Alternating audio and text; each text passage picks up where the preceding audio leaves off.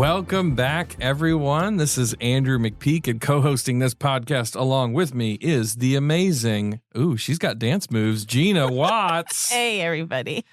Folks, if you believe that school should be more than just essays and GPAs, if you believe that EQs are just as important as IQs, and if you expect amazing things from the next generation, then you are in the right place, because we believe that too. We truly do. Expecting amazing things from the next generation. It's really what we believe. And we love when others not only believe it, but they also give opportunities for amazing things to happen with, through, and for our youth. All right. We have a pretty cool opening question today. Are you ready, Andrew? I was born ready. I know it. Okay, so here it is. If you could live in the future for just a day, what's the first thing you'd want to check out? I think it's appropriate that you use the words check out there. Oh. Because what I would do is I would go to the library and I would check out a book called A History of Winning Lotto Numbers. I love it. I love Back to the Future, and that's very similar to what Marty McFly did in Back to the Future too. But my real answer, although I probably would try and do that, my real answer would be I would really want to see the architecture. Like, how do they design spaces and buildings? Because, even if you look at like futuristic, quote unquote, futuristic movies from like the 60s and 70s and 80s, they imagined this future that's nothing like what we're actually. The Jetsons. Exactly, yeah. And when so our future is different than what people in the past imagined, and I think it'll be the same way. I think we couldn't imagine exactly what the future is going to look like. So that's kind of fun. That's good. That's a good answer. What about you? So I'm going to give such a mom answer.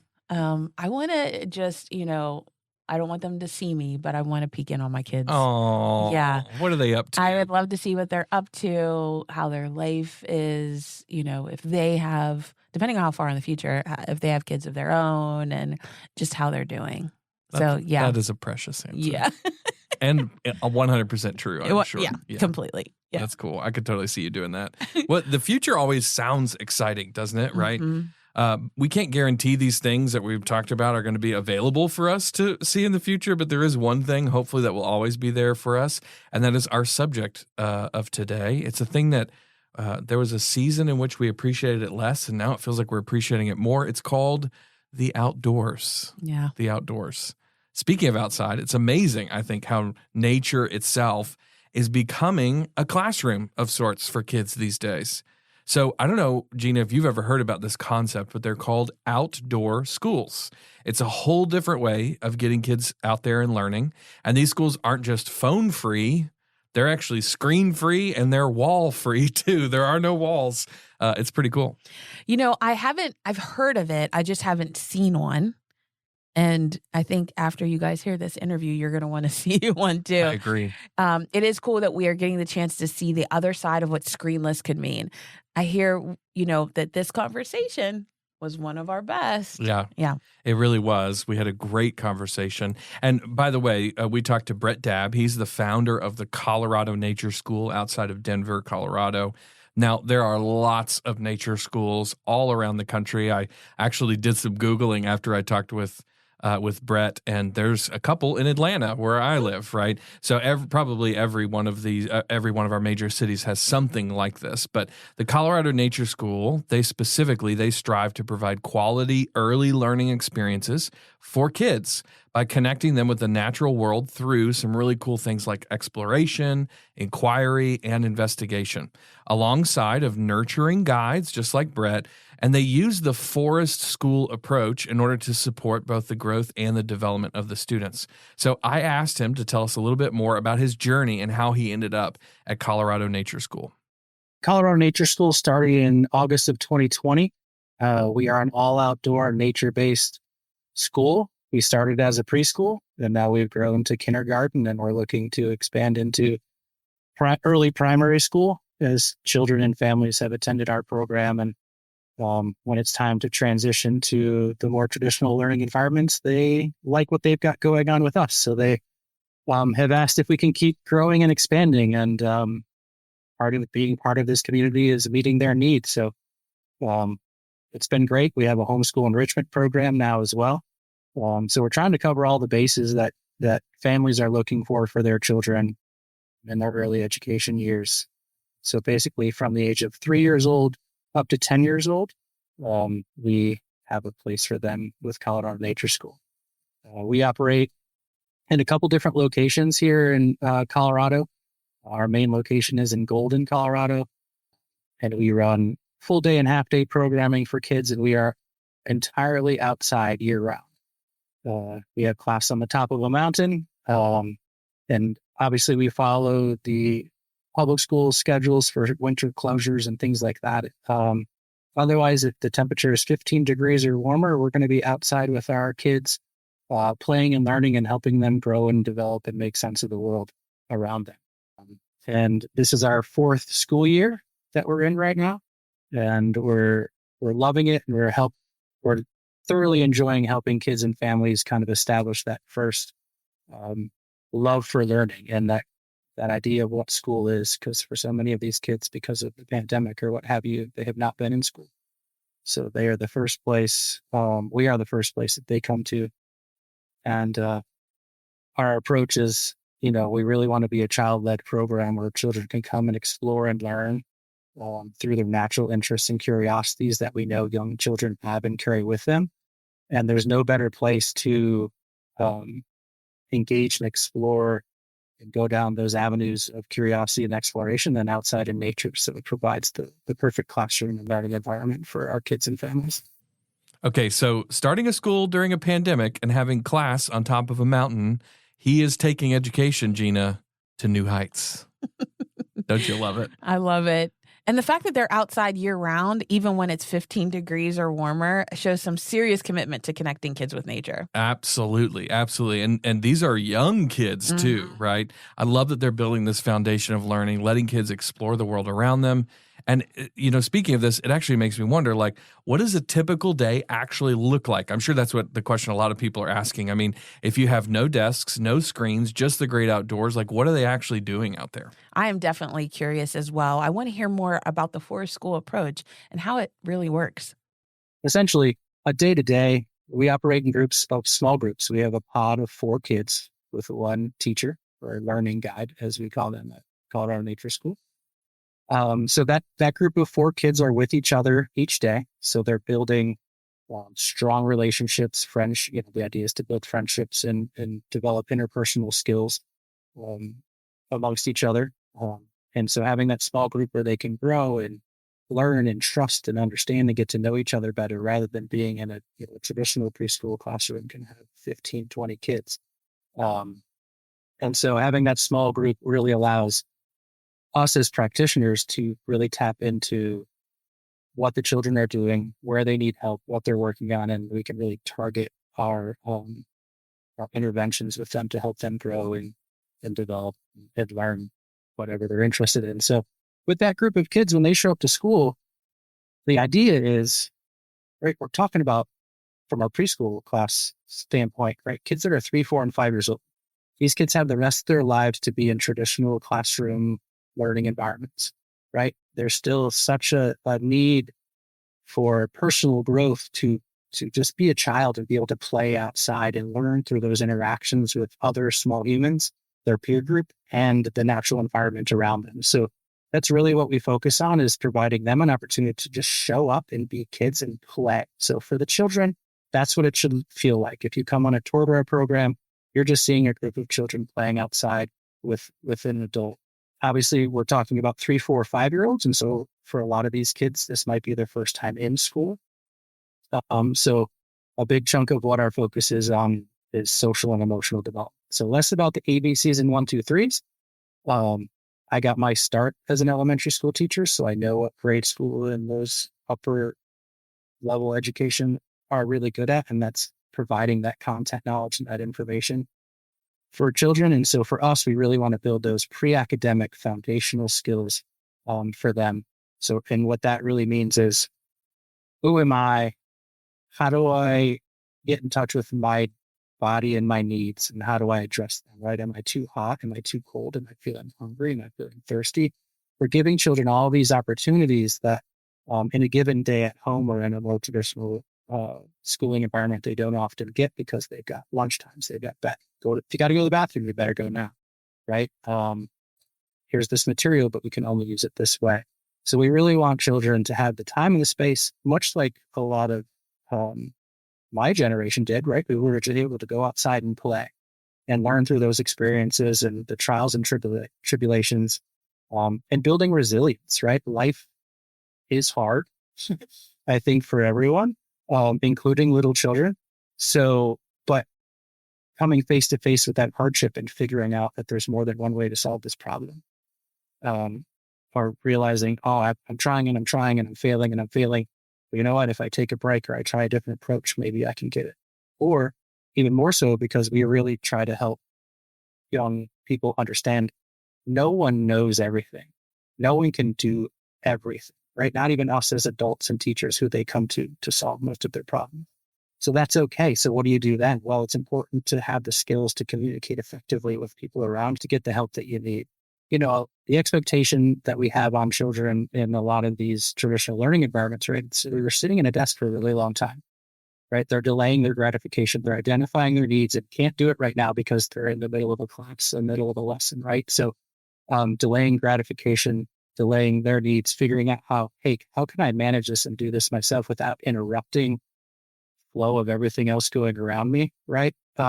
Because we know oftentimes the teacher in a classroom is trying to not only teach a lesson, but manage all of these children. And everyone's got needs. So if the kids can meet them themselves, then from an adult perspective, they tend to be looked at as being less disruptive, more engaged. But yeah, building that strong foundation, again, because the skills are the same. If we can develop this strong foundation with kids that are working on these things, that when they get into these classroom environments, they're ready to learn, right? They know how to focus. They know how to concentrate. They are ready to accept and process all of that in their brains, because they've learned how to navigate and manage their bodies and know that they are in a good, comfortable space. Okay, so I feel like Brett paints a pretty awesome picture of what a typical day at Colorado Nature School looks like.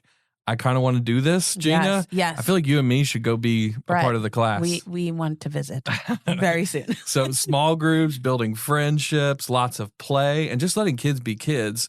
It's like a mini wilderness adventure with some serious life skill building mixed in. Right? I mean, I love how they focus so much on social and emotional development instead of just cramming ABCs into kids' heads all day. These kids are out there figuring out who they are, how to manage their bodies, and even how to problem solve in real time, something you don't always get in traditional classroom settings. Exactly. But one thing that really caught my attention is how they've completely removed screens from the equation, right? Mm-hmm. It's all about hands-on real-world interactions, which makes me wonder, how does taking away screens actually enhance creativity and problem solving in the kids they have at their school? It is really fascinating. I'm looking forward to us diving into how that shift from screen time to outdoor time really affects their curiosity and creativity. Well, when children are on screens, right, they're super engaging and they're bright. They've got flashing lights and these things that stimulating in the brain, right? We know that they make a deep connection with them, but it's still a two-dimensional thing, that screen. When you remove the screen and you put the child outside, right, they can touch the flower. They can smell the flower. They can see this three-dimensional world around them that they are, again, trying to make sense of, right? Young children, I think all of us throughout our whole lives, right? We're just trying to kind of make sense of the world around us as it flies at us. And so by removing the screens, which I understand are part of life today, but it really allows children, one, to have that direct connection physically, right? Like, you can read a book about a topic and it can be very engaging, but if you can be outside and physically, tactilely interacting with that thing, it just makes the connection that much deeper, right? Like you can't smell through an iPad, right? You can't feel texture through an iPad. And there's so many things in our world, particularly in our natural environments, that provide so many sensory experiences for us that help wire brain connectivity and help us grow and learn, that you can't get through a screen, that you can only get by stepping outside and having direct physical interaction with these materials and these items. I love how Brett talks about the difference between screens and nature. Sure, screens are bright and flashy, but ultimately they're flat, right? They're two-dimensional. You can't smell a flower. You can't feel the texture of a leaf through an iPad, and that automatically leaves something missing. Yeah, it's trading in that two-dimensional world for a full-on sensory experience. Outside, kids are connecting with the real world in ways that you just can't replicate with technology. They're literally using their senses to make sense of everything around them. Right. And so some people listening to this might be wondering, like, what kind of growth actually happens? What do we see happening in kids when they swap out those screen-based childhoods for these kind of nature-based environments? So I asked Brett how their development compares to those in more traditional, even screen-heavy settings. I mean, the things that I mentioned that we were focusing on, right? Those pre-academic skills, those concepts of self, those building resilience. How are they thinking critically? How are they problem solving? Because they're really in person having to navigate challenging circumstances, whether that's challenging circumstances with other human beings because you're trying to use your words to solve this problem and they're not listening to you or they're not hearing you. So then what are you going to do next? Or, hey, today it's raining and now this log that I want to climb on is now a totally different challenge for me and I have to take a different approach, right? I can't approach it with the same mindset that I did yesterday when it was dry or tomorrow when it's snowing. I have to take a different approach. So it's being able to look at familiar, comfortable circumstances, but realizing there's often the need for a different approach depending on what these different variables are.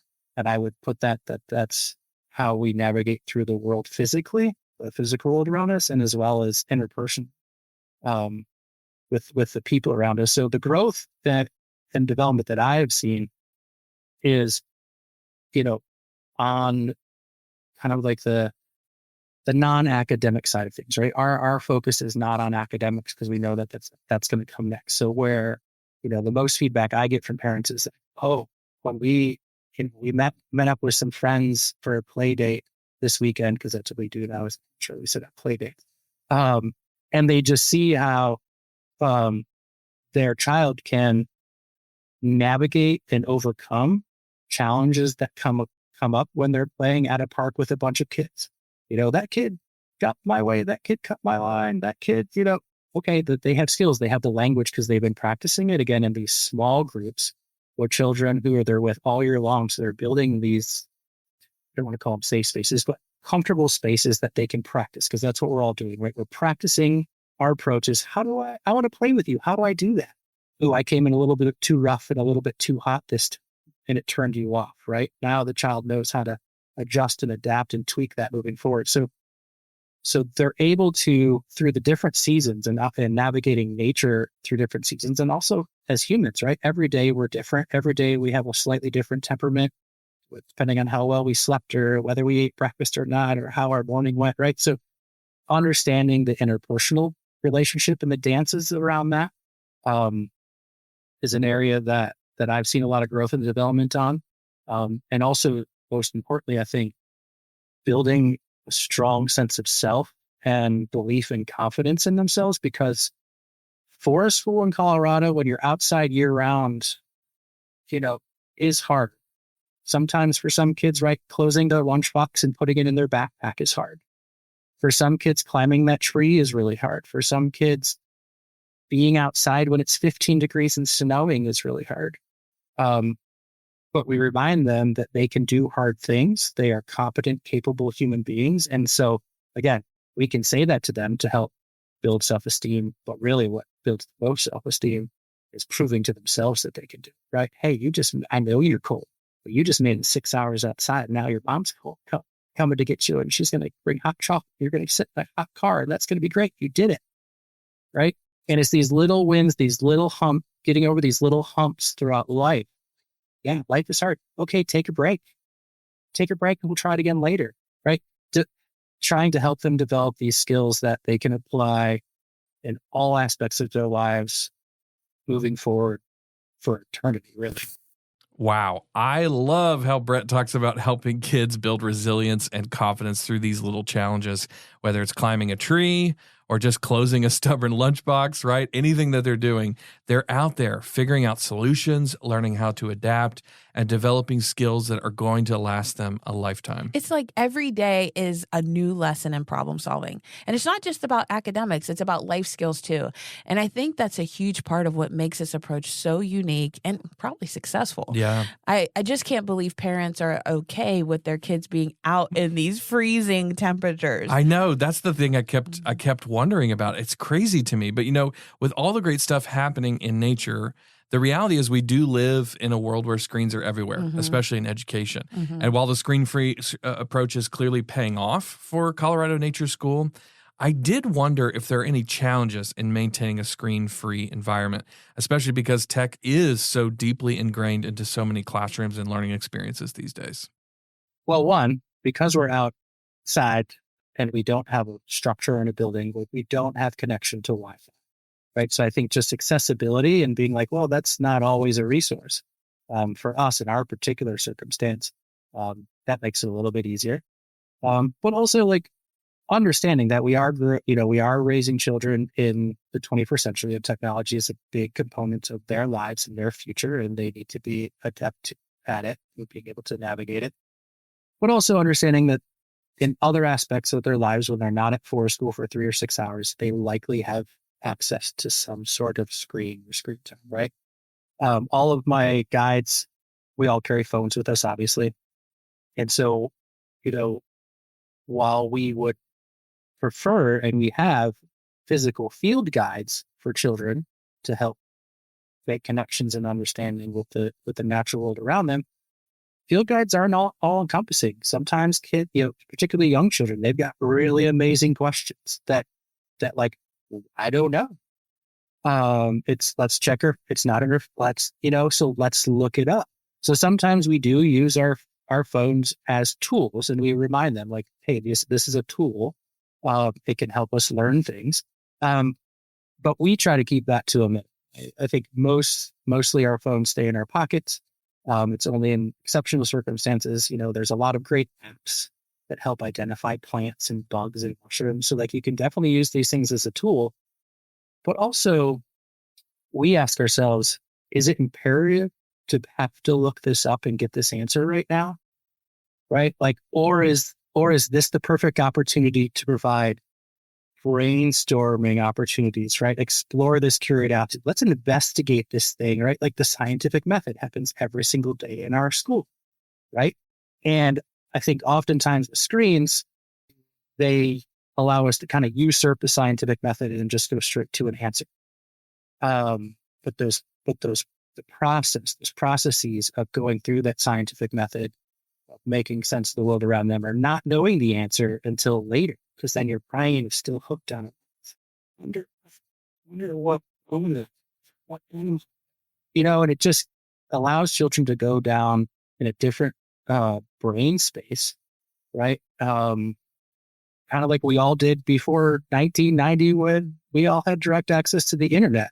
So it stimulates learning. It stimulates brain development. And again, I'm not anti-screen by any means, but I think there is a huge opportunity in schools in particular where we remember that it's not always about getting to the final answer. A lot of it is about the process, and the process is a thinking with your brain process.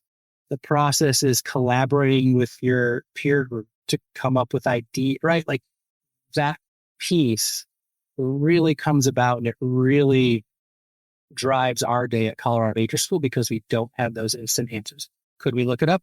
Absolutely. But would it really benefit them in the process and what we're trying to do, right? Like the internet has allowed for instant gratification and instant answers for all of us and pretty much everything, right? So what we try to do is not by removing them, but just by not having them around, it requires children to use a different part of their brain than they normally would. And it works out amazingly when they're in space, because also that creativity and imagination that children just naturally have, right? They're born with it. And then when they see cool things out in nature that they don't know what it is, right? They make up stories about it or what it could be. Like every fallen tree in our forest is a rocket ship or a pirate ship or, whatever. And it's going to take them to the moon or they're going to go find treasure. And they don't often get that opportunity to expand their experiences in their lives when a screen is often so singular in what it's providing. Brett really does a great job of breaking this down for us. Without screens, kids are literally forced to engage with the world around them. I mean, and each other. Yeah. They're touching, they're smelling, they're figuring things out. And that's what makes the learning process so rich and three-dimensional. No instant Google searches, just pure discovery. Exactly. And that's what makes this discovery process so huge, right? It actually reminds me of this, some research I came across when I was working on my book that came out in 23 called Ready for Real Life. It showed that this really fascinating happens when an adult models a discovery process for kids rather than just using a toy or a tool in one specific way, but they actually model discovering different ways to use that instead of showing that exact right way. If a kid was watching that discovery process, they would also follow that discovery process. They explored all kinds of possibilities rather than just sticking to a one-dimensional approach that they were shown. And I feel like there's a connection here for what's happening at Colorado Nature School and that idea. That really makes so much sense. I mean, it's all about encouraging curiosity instead of rushing to the right answer. Yes, yeah. That failing forward, that being messy, making mistakes, really exploration at its core. So this whole screen-free model at Colorado Nature School, I'm wondering, how do parents usually respond to this approach? What kind of feedback does Brett get from families about the whole idea of screen-free learning? Sure. We typically get two camps of parents. One, every family that comes to Colorado Nature School first starts with a tour. So they can come and visit the space and see our school in action to see if it's a good fit for them and their child. Bringing their child along to make sure that child gets a direct experience and exposure to make sure it's a good fit for him or her. This type of learning, I think, kind of can capture 99% of kids because this is how young humans have been learning since the dawn of time. But so those two camps of parents are either, I just moved to Colorado and I'm not comfortable in nature, but I realize that it's important for my kid to be, because out here where we are, just as a culture, people are outside recreating, right? They want to go skiing. They want to go hiking. They want to do those things. So if parents are not super keen and comfortable with that yet, then they like to outsource that to us, right?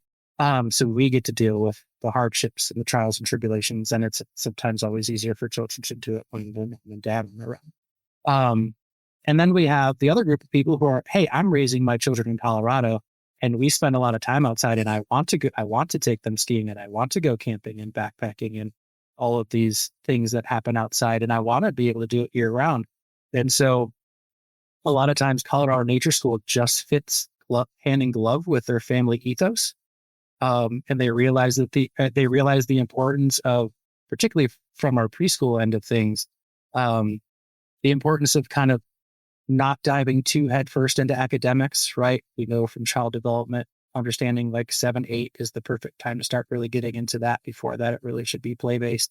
And so they understand, again, not as child development people, but they understand like, hey, we know that will come. Right now, I want them to learn the basics of being a good human. And part of that is navigating the world year round. So they know that it's going to be cold, and they know that their child is going to climb a rock or a tree and get scraped. And that's just what I call, recreational hazard. The nice part is when parents come at the end of the day to pick their children up, the dirtier their faces are and the muddier their clothes are, to me and to families, to me, that's just a sign of a really good, engaging day, right? That they know that they really were able to be themselves and really explore and engage in a way that was meaningful for them. And sometimes it's rubbing dirt on your face. Sometimes it's rolling in the snow. But, there are some parents, though, that need a little educating. When I first started the program, I had a lot of people that wanted to teach and do this type of work, but it was like helping parents understand that, like, hey, I understand that this may sound crazy to you, but it's possible. They've been doing this in Europe, since the 50s and 60s. This is not a new concept. And we set certain parameters, right? That 15-degree threshold. We know that there is a certain temperature where it only becomes a war of attrition. And that's the learning opportunities have since fallen us by the wayside in that regard. And so it's just like, now we're just all cold sitting outside and we're not really learning anything else. So like understanding that there are limits to what we try to do, and there are limits to like the learning opportunities that are presented to the children during core school, but giving them as much opportunity to have those as possible. And really it just helps them, again, build a foundation and skills and abilities to just be competent, capable young human trying to navigate their little 3, 4, 5-year-old world growing up, in our case, in Colorado. And when parents, they're like, so I couldn't believe it. So it sounds like Brett's got two kinds of parents, right? Mm-hmm. Those who are new to the outdoors and need a little bit of convincing, right? And the ones who are already all about that outdoor lifestyle and just want to see that continue as a part of their kids' education. But either way, I think by the end of the day, the muddier the kid, the happier the parent, right? It's like the ultimate stamp of approval when your kid comes back covered in dirt and smiles. And I love how Brett's school helps parents ease into this approach. Yeah. Some might be a little nervous at first, but once they see how much their kids grow and thrive, they are all in. Absolutely. And this whole nature-based, screen-free model seems to resonate with families once they experience it. I wonder how this approach could be used more broadly. Could we see this screen-free outdoor learning model adapted by other schools? Yeah, I was that person. I was a Title I reading specialist at a public elementary school. And so I was working with 3rd, 4th, and 5th graders, trying to, get them up to level with their peers in reading. And I would just say to all the teachers and practitioners that are in non-natural environments currently, one, remember, nature is basically anything outside. So if you're in a dense urban area, nature can be, if you got a park down the road, across the street, across town, that's a great spot. But also remember, in the city, nature is also alleyways, right? Sidewalks. Like being outside, it doesn't, and for those in maybe in the more traditional schooling environments, all of our schools have outdoor spaces, right? They have playgrounds. They might have little pockets of grass over here, or little things like that. Think about ways that you can take your children outside and you can be teaching the same things that you were going to be teaching them inside, but just changing the environment in which they're learning. Will they be a bit distracted because they can hear the birds and see the trees, all those things? Yes, but that's also really important for them. That means if they're demonstrating and showing you that they need that. But I would encourage all teachers who are like, but I don't have any of this. Ask your administrator, ask your principal, hey, do you mind if I take my class outside to do math? And instead of, working on number blocks or doing these things with the materials inside, I would like to take them outside and we're going to gather pine cones and we're going to do this math activity this way. It does require a little bit of change in the mindset from the teacher or the practitioner. It's always better to have the backing and the support of the administrative team. And it's going to be different, right? For a lot of folks, they might be the only person that is thinking about doing this in their school. But just know that by trying to implement this or advocating for this in your school, you're advocating for just a different, I would argue better, but I don't mean it like that, but just an opportunity for children to learn in a different environment, learn in a different way. And maybe you'll find that those children who don't function and operate perfectly well that we want them to, or get what they need out of the classroom environment, might surprise you at what they can do and come up with and gain in an outside learning environment. So yeah, there's lots of ways to do it. Not everybody has 100 acres that they can go scamper to, right? Not everybody has that, but like children need a natural connection. We know that there's magnetic energy in the earth, and I don't want to get too much into that, but we know being outside helps mental health. We know that it's good for our bodies. It's good for our systems. It's good for our brains, breathing fresh air as opposed to recycled air. So I would encourage, regardless of what type of learning environment someone listening to this is teaching in, find an outdoor space that can accommodate the size of your group and try it. Doesn't mean you got to go out in the middle of winter. Try it now at the beginning of the school year where the weather is nice, right? We understand in a lot of environments, not all children have the right gear to be outside in adverse conditions. But right now, while the weather is still pretty decent around the country, like, try it. And just like everything else, there's going to be a learning curve. Your children are going to have to get used to it. You're going to have to get used to it. But I would encourage to try to have these touch points with kids outside as frequently as you can, because trying to expect a child to function appropriately in a lot of our learning environments is a big ask and not always developmentally appropriate. So even if it's taking them outside just to switch it up a little bit, right? Just to give that nervous system a little bit of a jolt, can often recalibrate them back to like being in a place to learn what they're trying to expose them to. I love that Brett was once in a traditional school environment himself, working as a reading specialist. He's been on both sides of the fence, indoor and outdoor classrooms, and now he's advocating for something as simple as stepping outside, just to shake up the learning routine. And it's not like you need to have 100 acres of forest to make it work. I think sometimes we always like look for the ideal and the best experience versus starting where we are. You know, Brett makes a great point. Even if you're in an urban area, nature can be a park, a patch of grass, or even a sidewalk. Just changing the environment can make a big difference for kids who might be struggling to engage inside. Yeah, and getting them outside isn't just about fun. That's That's what teachers always think about first in those kinds of situations. It's really about tapping into something deeper, right?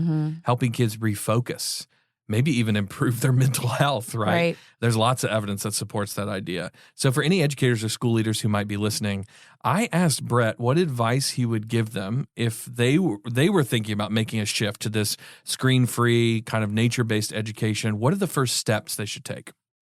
First and foremost, in the topic of this conversation, right? Realizing that iPads and screens as a resource for learning, while great, something that's only come about, recently in the last decade or so. So if you're a younger teacher, that's all you've been doing is teaching through these pieces of technology. Be willing to go analog. And realize that there's other ways. We've been teaching these skills and concepts that we want children from preschool all the way through high school to know, do, and understand. We've been teaching these skills and concepts for since the dawn of traditional schooling without the need of technology. So figuring out how you can do it in a screen-free way is a challenge that I would pose to folks if you're finding that you as a practitioner are spending too much time working through technology. I think your parents of your children and families will appreciate you for that. But to your question, how would I start? I would just take my kids outside. And even like if you're in any level of elementary school, I would take them outside. Maybe you don't have a plan. This is something you need to clear with your administrator, but like just what children are lacking that they severely need in today's world is an opportunity to be autonomous in their play and in their learning. And not everything has to be scripted and given from the teacher to the child. Remember, they are competent, capable human beings, regardless of how old they are, and they can come up with some amazing things. And when children are engaged in something that they're interested in, we know scientifically that frontal lobe opens up that allows that to sink in a different way than the teacher at the front of the classroom just reciting what they want children to know. So I would encourage all practitioners where to start. Step outside your classroom, the nearest exit to your classroom, go out there. And whether you can see it or not, I will assure you that is a learning environment. You just got to put your children in it, and you'll be amazed and probably surprised at what they will come up with. And then you can figure out as a practitioner, right, as a teacher, how do you sprinkle in the curriculum pieces that you have to cover? Because I know that's a real part of it. But more direct, hands-on, tactile experiences that you can get children doing, that means not in front of a two-dimensional screen, right, is going to supplement and complement the work that you're doing in your classrooms on the screen. It should be looked at as a complement to what we're doing, not as the primary teaching or learning tool. So go outside. We've been learning in and from nature since the beginning of time. It can't steer you wrong. But what it requires from the practitioner is realizing that certain concepts and certain skills can be learned in a lot of different ways that maybe we were taught to how to teach it. And that's okay. We want really children to matriculate and come out into society as a functioning adult that can navigate the world and contribute. Then starting it earlier, the better. And for the other interactions outside with other humans in nature, that's the great place to start. Incredible stuff. We are so thankful to Brett for giving us all of this amazing advice and for challenging us to think about how nature could play a part in education. It's funny, Gina, that we're doing a season on technology in the classroom and we just did an episode with no technology whatsoever, but that's kind of the conversation we're in today. We've covered a lot of ground, literally and figuratively, I think. Tech is handy for sure, but it's important that we remember the basics, the foundation that we're starting with in terms of education. It's been quite the journey from nature-based learning to muddy shoes and outdoor classrooms. I'm feeling inspired to step outside and rethink education even more. Yes. In fact, I'm feeling guilty that we're inside a studio recording this right now, right? We've had so much great information, so many ideas to think about. I have too much information. I don't know about you, Gina. TMI? Yeah, I got TMI. I think it's time for DMI.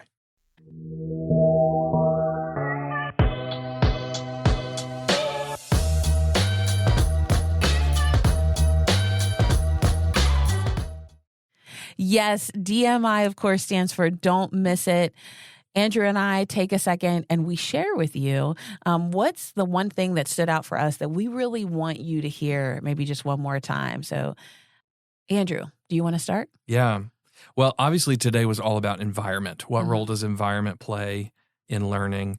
But I also think the other thing that was going on underneath the surface that I want to talk about is expectations, right? Yeah. And we've hit this in a lot of different directions, but the thing I kept being blown away by what I was hearing from Brett is he has so much higher expectations of the kids at his school than I think the average teacher or the average school leader has of the kids in their school, right? We think kids can't handle things, and so we invent rules and schedules and due dates and all of this stuff. Yeah. Whereas at Brett's school, they're doing literally the exact opposite. Yeah. They're believing that kids are more capable than we often see. And so they're creating lots of free spaces.